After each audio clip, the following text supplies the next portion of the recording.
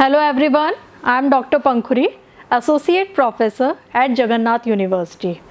Today we will discuss the topic direction. Direction is basically the guiding force or the supervision by which an individual can attain his or her job with the match of the organizational objectives.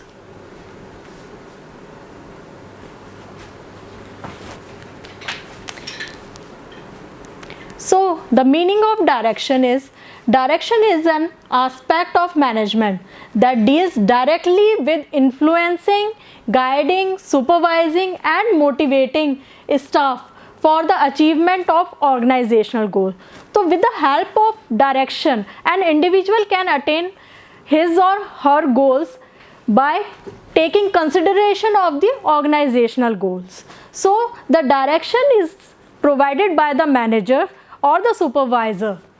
Second, the directing is the function of management which is guiding and leading people to work efficiently, effectively for attainment of organizational objective. So the major focus of direction is to attain the organizational objectives by fulfilling individual objectives also.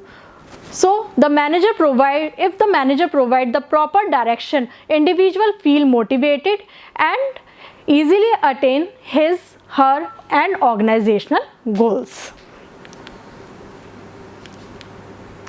So the definition of direction is telling people what to do, seeing that do it to the best of their ability. It includes making assignments, corresponding procedures, seeing that mistakes are corrected and providing on the job instruction and of course issuing the order. So the direction is the manager provide what kind of job it is and how to perform it, in what way we have to perform it. So direction involves the supervision, guidance to attain the organizational objectives.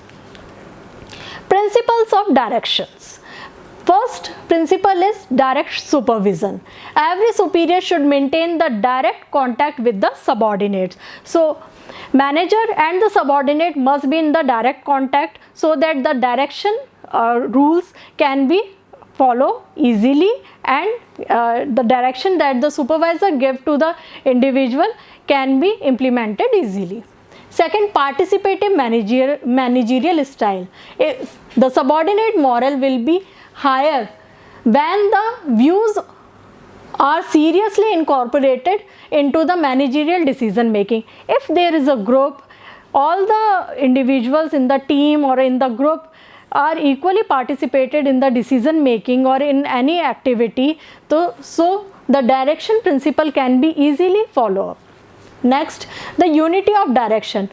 One boss, one subordinate means there is the unity in the direction procedure. The direction must be clear and unambiguous and form a single chain of command, that a superior have a subordinate which is in the scalar chain only. Follow through. The direction is a continuous process. If there is some lacuna or some performance issues, then it is a continuous process. The supervisor provide continuous guidance or supervision to the individual to enhance the performance level. So direction is a continuous process. More issuing of orders and instruction and is not enough, and it is essential to ensure the work is done in the desired manner. Next, appropriate techniques. The techniques used in the direction should be appropriate to the people, task and the situation. As per the individual or the group we need to provide the direction. Next, the requirements of effective direction. First is harmony in objectives. The manager should direct subordinate in such a way that they perceive the personal goals to be the harmony with organizational goals. Requirements of effective direction. What are the requirements of the effective direction? first is the harmony of objective. Effective direction create harmony in the objectives. The manager should direct subordinate in such a way that they perceive the personal goals to be harmony with the organizational objective. Whatever the personal goals they have should be attainable and with respect to the organizational objectives or goals. Second, unity of command. The principle implies that the subordinate should receive the order and instruction from the one superior only to avoid conflict or unambiguity. Direct supervision. Direct supervision boosts the morale of the employee, increase the loyalty and provide them with immediate feedback. If there is the problem, if they receive the immediate feedback, they can work on it. So direct supervision is also a basic requirement. Second, efficient communication. Communication is an instrument of direction. It is through the communication the superior gives orders, allocates the job, provide the directions. Follow through. Direction is not only the telling the subordinate what they should do, but also seeing what they do it and in the desired way.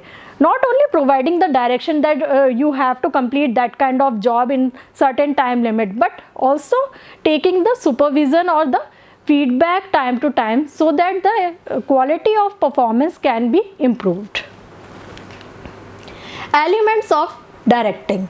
First is the supervision. Supervision involves overseeing the performance of the subordinates, guiding and instructing them to ensure intended results are to be achieved. Motivation for getting the desired outcomes. The employee need to be motivated if we want a desired outcomes. So for getting the desired outcomes, the employees need to be motivated by the managers, which leads to be task being completed efficiently. Motivation is a force that makes an individual perform to the best of his ability in order to complete the set of the task or instructions. Next is the leadership. Leadership is the basic component of the direction. Leadership is an element of directing that involves the motivation, persuasion, in order to achieve the desired good, whatever the goals required. So the leader or the manager need to work accordingly. Last is the communication. Communication is an instrument of direction. It is through the communication the superior gives the order or provide the direction, allocates the job, etc. Thank you.